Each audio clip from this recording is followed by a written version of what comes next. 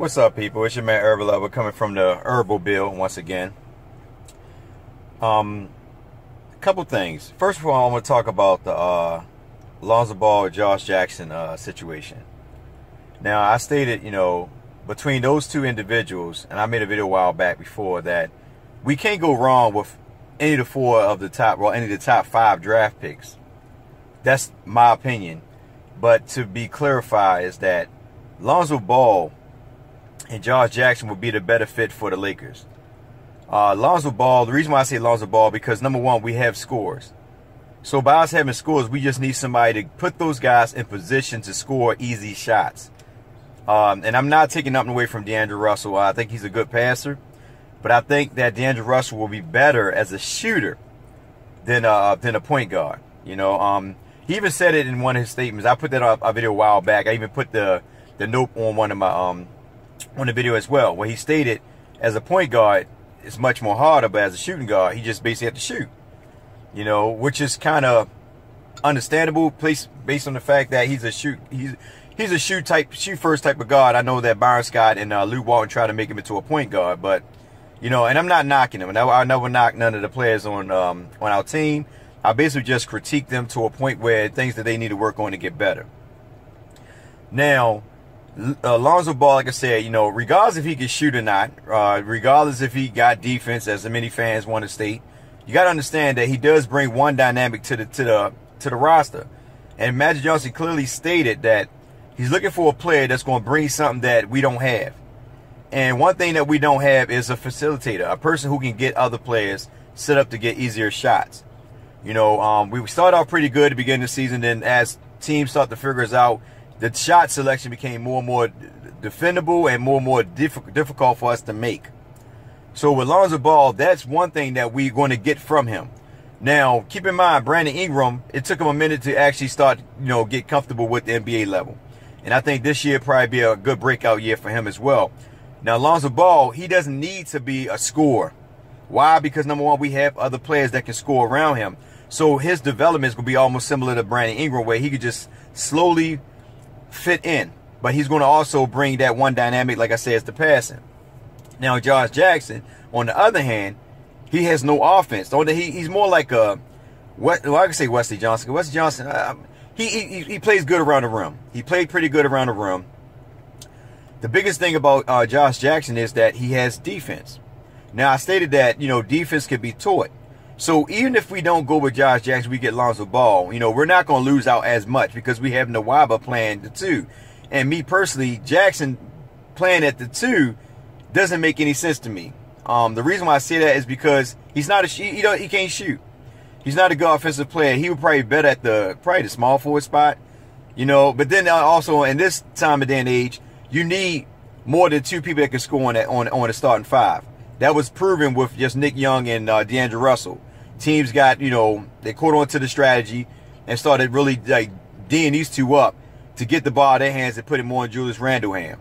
Now, if you think about it, with Josh Jackson, Julius Randle, he's starting to, get into his form of shooting. So it won't be so bad with Josh Jackson, though. Last year, Julius Randle didn't take that many shots. He was mostly, getting down to the paint. But with Josh Jackson, his defense is going to stand out. That's the biggest thing, though. He's going to be a lockdown defender to what we see. I'm not saying he'd probably be a lockdown defender right off the bat, but he's going to play tremendous defense. But you never know, he might be. Nwaba came in, played pretty good defense, and his defense actually was noticed. Now, with Josh Jackson, like I said, offense, that's going to come with time. After, getting in the gym, working on his jump shot, working on his handling, stuff like that, it's going to come with time. Now, keep in mind, a lot of people fail to realize Josh Jackson is a good passer, too. So, he's going to be, Josh Jackson, to me, Josh Jackson is not a bad fit as well. So, like I said before, you can't go wrong with him or Lonzo, period. That's how I look at it. Markelle Fultz, I said it before, he's more of a D'Angelo Russell type of player than me. He's a scorer. He's an off guard. He even stated that he's an off guard, but he can play the point. But he's just like D'Angelo Russell. And sometimes he has that same mentality as D'Angelo Russell, where sometimes he just don't give it his all. So that's why I say, do we go for Markelle Fultz? Personally, I like him, but I would go, like I said, Josh Jackson and and Ball will be my two biggest. Now, De'Aaron Fox, same name with JC. You got that in JC. So, do we go with De'Aaron Fox? No, we got JC. So, that's why I say Josh Jackson and Lonzo Ball will be the better fit for our team. Now, on another note, I want to state this, and this is off topic, Lake off topic. I've been said this a while ago. Now, me watching basketball closely and knowing Danny Ainge, based on the fact that how he got rid of Kevin Garnett, Paul Pierce, and Rondo, and also made other moves too to get those guys. I don't see Boston, and I stated this in one of the videos a while back. I don't see Boston actually keeping that #1 draft pick. I don't really see it because it's like it's taking them a step back. Like they were, they were that close to beating, not saying beating Cleveland Cavaliers, but they just one player away actually giving Cleveland Cavaliers the business. So why would you go get a rookie to play against a bunch of veterans, play with a bunch of veterans, when you basically should go out and get a star who's already established? It don't make sense to me. That's why I think Danny Ainge is going to trade that pick for Butler. I think Jimmy Butler will fit Boston more than them actually going with Philadelphia to get to get Philadelphia Markel's Fultz. I think they should trade, somehow make a trade to get Jimmy Butler to join the Boston Celtics, because it makes more sense to me. Jimmy Butler don't want to be there. The Chicago Bulls don't want to end up like the Indiana Pacers with PG-13. It's best to make that move now, to go ahead and just get rid of, to make that trade for, trade on Jimmy Butler to get something in quality, because let's be honest, Wade ain't gonna be around long. He got 2 years. I mean, he only did that on the strength that Miami didn't give him a better deal.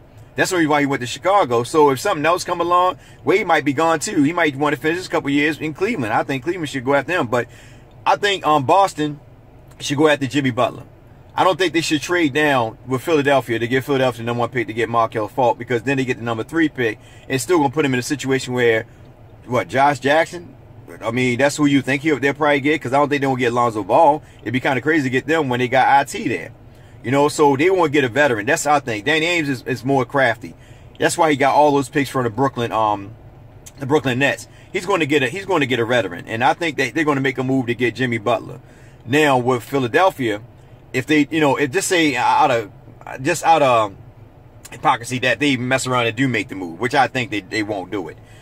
Now, just say Philadelphia do get that #1 pick, you already know they were at the Fultz. But if they do keep their #3 pick, I believe that they're going to overlook Josh Jackson. And if the Lakers don't pick Lonzo Ball, they're going to overlook Lonzo Ball.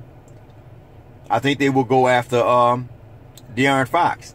That's my opinion. Because I don't think the Lakers are going to go. I don't think the Lakers are going to go away from Lonzo Ball. I think what it is the Lakers, in their mind, they already have their mind set on Lonzo Ball. But then you know how where it's like you sit there and you think like, well, what if something else is out there? Let's look around for something else.